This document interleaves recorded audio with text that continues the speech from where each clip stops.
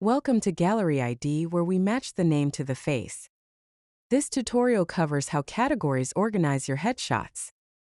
Categories are how MatchID organizes headshots by team.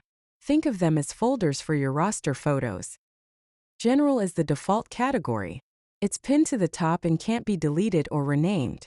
Headshots uploaded without selecting a category land here. Below General, you'll see your custom categories. Each one represents a team or group.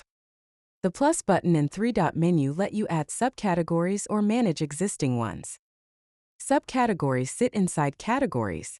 Each has a display name like VB 2025-26, which shows up in roster dropdowns throughout the app. The count badges show how many headshots live in each category and subcategory. Here's how the hierarchy works. Categories hold subcategories. Subcategories hold the actual headshot files. When you set roster scope on a gallery, you're selecting at the subcategory level. Stop tagging. Start delivering. Visit our tutorial library at GalleryID to learn more.